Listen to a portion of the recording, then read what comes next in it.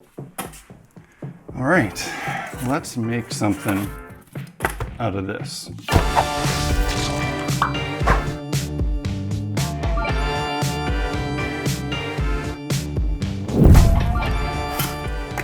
Hey guys, welcome back to Black Magic Craft. I want to make something out of some leftovers that I have in the shop here. This is a piece of leftover black foam core from the drawer organizer that I made last week. A little bit of XPS foam. I want to make an abandoned farmhouse, an old collapsed little shack. This is a great project because it's the type of building that can be used in a lot of different settings. A lot of what I do is either distinctly fantasy based or now, post-apocalyptic modern. But something like an old wooden shack could live in just about any world. A fantasy setting can have an old trapper's cabin or something like that in the woods. A modern setting could have an old abandoned shack in the woods. A futuristic setting could have an old shack in the woods. Heck, this will probably be able to be used for like a Wild West setting. It's pretty universal, as long as I don't add any details that are too distinct to a certain style. So I'm gonna keep it as generic as possible, I think, at this point. I don't know yet. I'm gonna start building something and I'm gonna see where it takes me. So the first thing I'm gonna do is take some of this foam core, and this is again that stuff that is actually black all the way through and is not easy peel. This is very good stuff for making the base structure. I'm gonna make a simple base frame for this little shack, and then I'm going to decorate it with strips of wood planks made out of XPS foam, and I'm gonna try to crush it and make it look collapsed. We'll see how that works. So let's get started.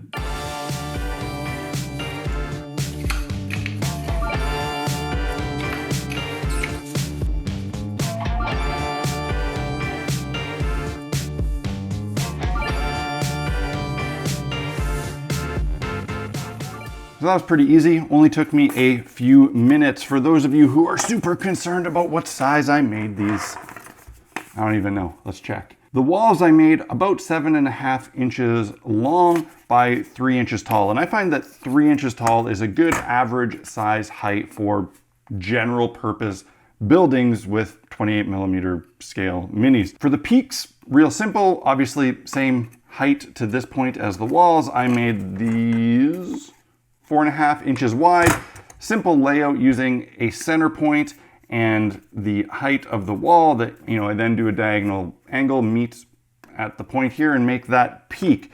You can do any angle you want, but for simple farmhouse kind of buildings, I think a peak that has pretty much a right angle is about what you want. When you're doing something more fantasy in nature, you might want a sharper, higher, exaggerated peak, but for something like this, that's just fine. And I laid out one and literally just put it on top of another piece of foam and cut it out with a knife. This does not have to be perfect. So now I just got to glue together this frame. I'm gonna use hot glue because I don't wanna wait for PVA to dry.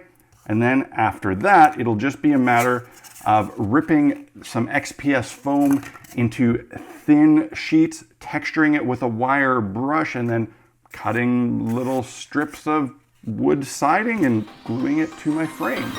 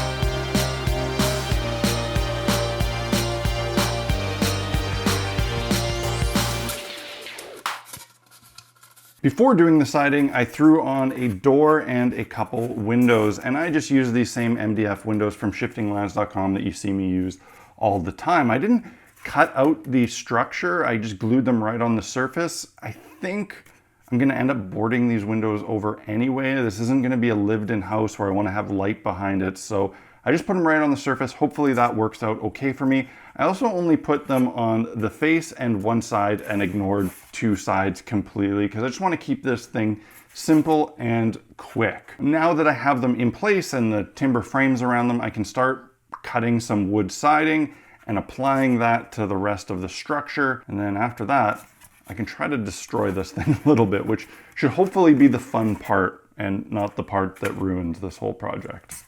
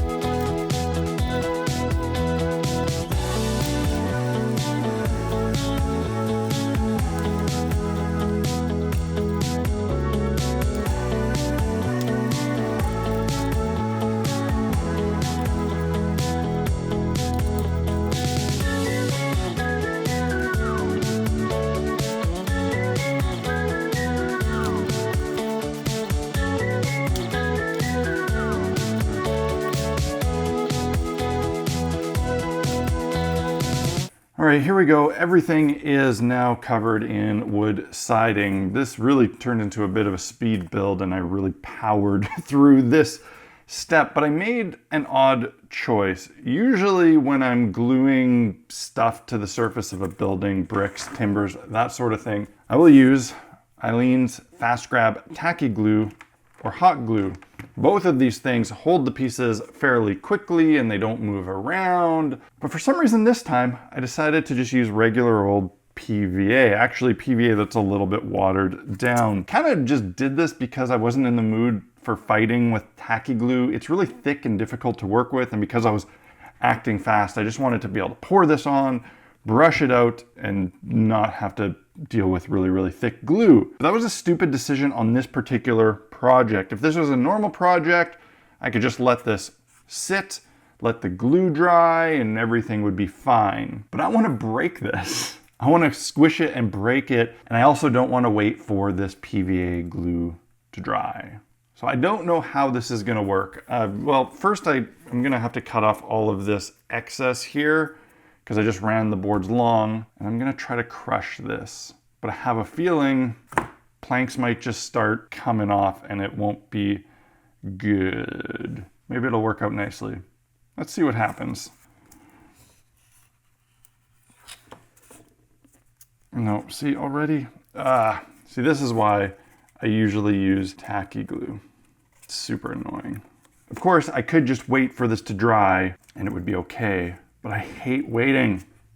I got things to do. Stuff like this is the reason you need a really good quality sharp blade. All right, let's crush this thing. I want the sides with the windows to be the most prominent and visible, so I want to kind of collapse this back that direction. I'm not really sure the best way to do this. Let's just do this. Ah! Okay. Well, this is, no, this is not a great situation. I'm okay with this if these stay like that, but I want this. Something like that. I think I really need to let this glue dry more. But I'm stupid and stubborn. These planks are not stuck nearly enough to be doing this. I want this to look like it's really leaned over. Getting crazy here. Why didn't I just use the glue I always use? Realize I could just wait, but this is going to be quite difficult. I want it to look something like that, but I don't want this raised off the ground, so I need to be more extreme here with my cut. I like this. All right, I really got to put this on a base. I'm going to glue this to the chipboard just to give this something solid to sit on and make this a little bit easier to work with.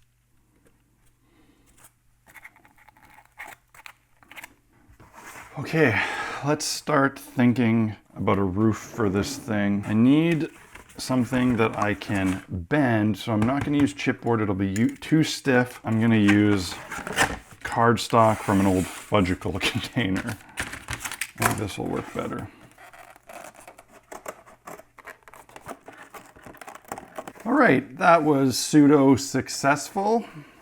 Got a roof. It's a bit of a disaster, but we will get through it. Still not sure how I'm going to deal with finishing this base, if I'm going to cut it off, decorate it, which is not my favorite thing to do. For now, I'm going to move on to the shingles. And I want to have some holes in this roof. So what I'm going to do is cut some holes, and then I'm going to put in some timbers to look like roof trusses. And then I'm going to cut some more of these wood strips, and I'm going to sheet or plank the top of this roof with those strips, and then I'm going to put shingles on top of it. That way I kind of have all of the layers that would be used to construct this thing so that I can leave voids and replicate damage. If I don't put those planks on first, then any spots where I don't have shingles, it'll just be this or a hole, which I don't want. So I think this is the right course of action.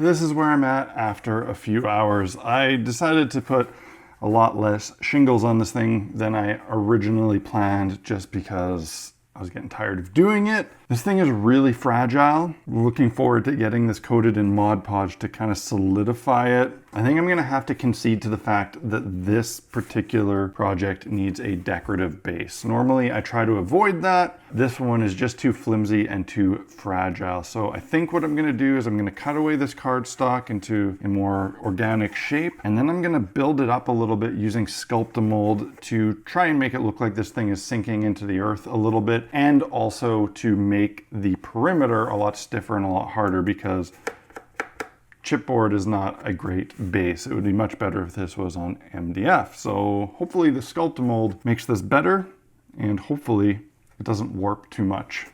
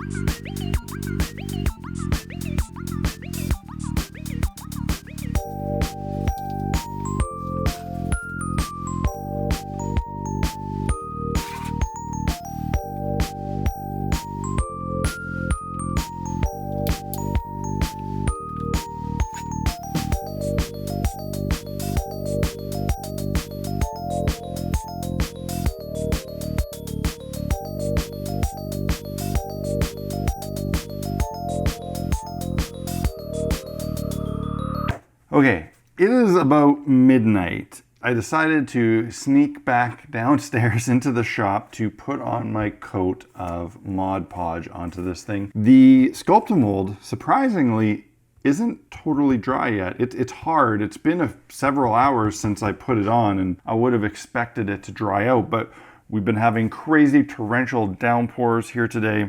It's been really humid, so maybe that's it. But I also think that it might be because it's trapped on this cutting board and basically not letting the moisture come out through the bottom, only through the top. My original plan was to let this completely dry out and then try to break it free and cut it away and see how that worked. But I actually think I'm gonna break it away now while it's still a little bit damp. So hopefully it dries out better. The risk here is that if it shrinks any more while it's drying, it's not stuck to this board and it might curl. But I have a feeling that this base is going to be problematic no matter what. So I'm going to try to cut it away and see what happens. Well, this part's going better than I thought. Okay, that's all right. Now I have this very fragile edge. I'm not quite sure how I'm going to deal with this. This little edge looks actually pretty good, but it's so thin and fragile that it would be ridiculous just to leave it. I really should put this on MDF. I'm just going to leave this to dry now overnight. Now it should be able to dry out better and let moisture out the bottom. Tomorrow I'll have to decide if I'm just going to risk leaving it like this or if I'm going to admit defeat and go out and get some MDF and attach this to a proper MDF base. That's a problem for tomorrow. I actually ended up staying awake really late last night until the base was totally dry so that I could Mod Podge it. And I gotta say, after applying the Mod Podge to the top and also to the underside, this edge here is plenty hard. It's going to be durable enough for my purposes, and I'm not gonna add this to another MDF base. If this was the type of terrain that would be used at a club or being thrown in a Rubbermaid bin and transported a lot, I would feel less comfortable with this edge. But for me, it's gonna sit on my shelf and then go on the table, and that's about it, and it's gonna be good enough. On this particular project, I actually decided to do a second coat of black Mod Podge. That's something I almost never do. Usually the single coat is enough, and I don't like putting on a second one because it can obscure some of the details and things like wood grain. But this one, I mean, it's a pretty vulnerable, fragile little piece, so I did double up, and hopefully I didn't lose too much detail, but looking at it, I think I'll be okay. I also, while doing that, decided that this part here where it was sunken down and crushed, the door looked a little bit weird, so I quickly made some little pieces to look like the remnants of the broken bottom side of the door. But now it's time to paint this thing, and generally, if you've watched any of my other videos, I've covered painting old weathered wood numerous times, and usually the way I approach it is a black undercoat and then a thin coat of like a golden or light brown followed by gray weathering. That creates a really good look for wood that has seen some time in the elements, but this one I want it to look really, really old, so I'm not even gonna bother with that brown undercoat. I'm gonna go straight into gray because this thing in my mind has been sitting for a very, very, very long time exposed to the elements. Because there's so many finicky little bits, and actually there's inside here that I need to kind of paint out so that you don't see the cardstock bottom, I'm gonna use my airbrush for base coating this, but of course that's not required, and usually I would actually just do this with a paintbrush. So let's spray this with some gray.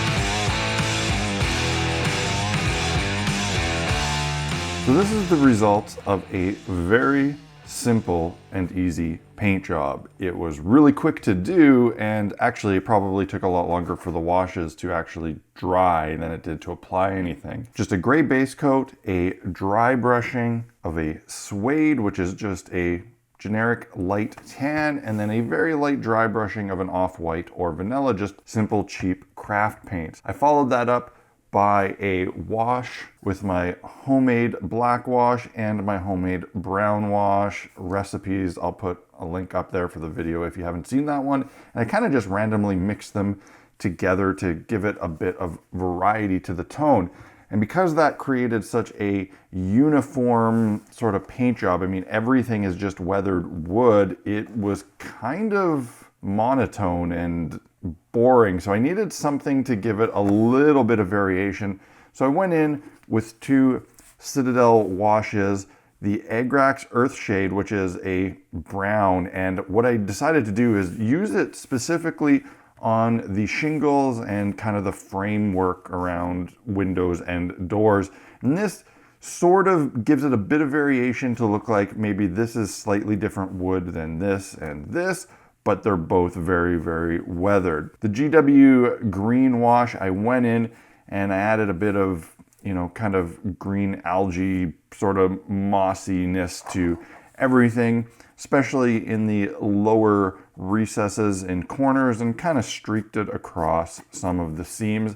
And that little bit of work there made this look a bit more dynamic and interesting. Now I got to deal with this base now that everything else is done. And I could just paint it. I definitely don't want to just flock it with grass. I want this thing to look like it is in the mud. I will put some vegetation on it, but I mostly want it to look like it's in muddy earth. Rather than just painting it, I think I'm gonna go in with some Vallejo earth texture. The reason I want to use this stuff, and again, I will put a link to the video where I reviewed this stuff previously. The reason I want to use this is that it will add a little bit more grain to this. Most importantly, this stuff dries really hard, almost like concrete. It's gonna make this base just a little bit more durable, and you know, I'll feel a little bit better about it. Now the problem is that I have a couple colors here, but none of them are the color that I really want to use. The black is just too black. This stuff is jet black. Then I have this stuff, the dark earth. It's a really good soil color. It's kind of a brown, sort of grayish color. It looks good, but it's very similar to the color of this house, and I don't want it to just blend in with the wood. Then the next one I have is this brown earth, which is far too orangey to be appropriate. I think it would look really strange. So what I'm gonna try to do here is I'm gonna mix these two together, and hopefully it will give me a darker reddish brown that I can use. You can tint this stuff with paint, and I have some white that I could use for that, but I'm just gonna mix these two together and see what happens. Still a little bit too peanut buttery. I really want this to be a bit darker, so I'm gonna try a bit of black ink. That's about right. This stuff is nice because it's basically a paint that you can sculpt with. Pretty good.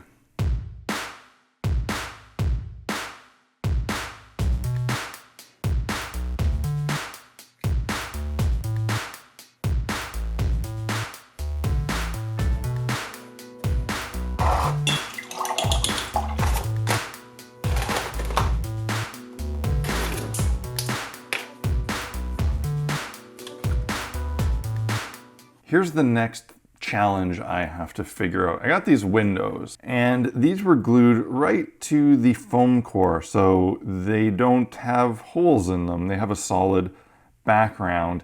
And a lot of the time I would have this cut away and just have the frame there, and then maybe use like some UV resin or some plastic or something to create the windows. But because I don't have access to the inside of this, and I don't really want to just cut these away and have holes where you can see the foam core edges. I need to come up with a solution. I could just fill these with the UV resin and create glass, and I think that would look totally fine for a typical window. It would be really odd if this building, being as dilapidated and broken as it is, had perfect panes of glass that weren't broken. So I need to put glass in them that is broken. And rather than cutting little pieces of plastic to try to do that, I'm gonna try something here. I'm using my Green Stuff World UV resin and then see if I can damage them. Now I just gotta cure it with the UV light for about 30 seconds. Now my hope is that I can cut and damage these and have it look good.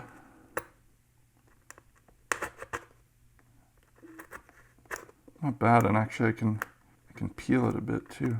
So I only let this resin cure for a very short period. It's not totally hard yet, and I can easily cut through it. And I'm not seeing it look like any ugly, unsightly foam core edges are showing through. This is actually working pretty good. I like this. This actually looks great. That's fantastic. And I'm gonna cure it a little bit more with some more UV light, and then I have some awesome broken windows.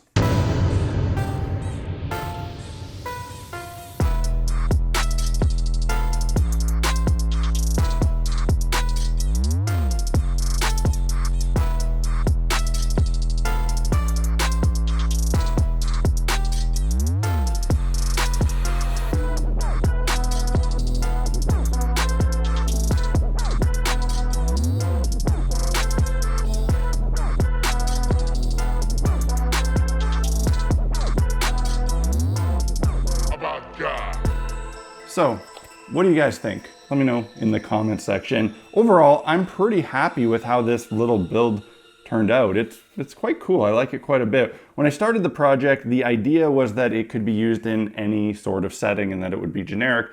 But the more I worked on it, the more I saw that it would actually be the best suited for a one-shot survival horror game. Doesn't this thing just scream Jason Voorhees Murder Shack? It'd be super fun to use this in a little Halloween slasher adventure.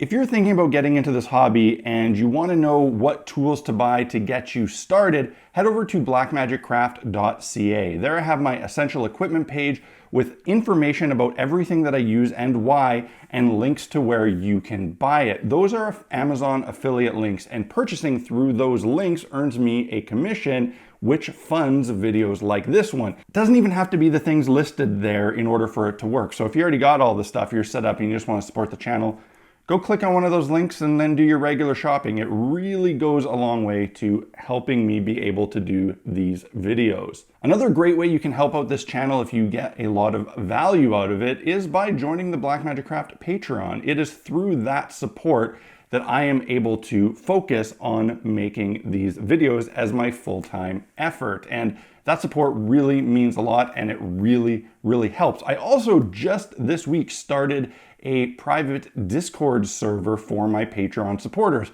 And if you join up on Patreon at any level and have a Discord account linked to it, you will automatically get added to that Discord, and it's already starting to be a very active place that I'm finding myself very involved in. It's pretty easy for me to kind of jump in every once in a while and join the discussion. If you join at the fellowship level, there's also the private fellowship Facebook group where you can post pictures and get help from me and talk to all the other great people that help make this possible. But that's it for this week, guys. Hit that like button if you like this video. If you're new here, hit subscribe, drop me a comment below. Everything is helpful and great for the algorithm. So that's it for this week, guys.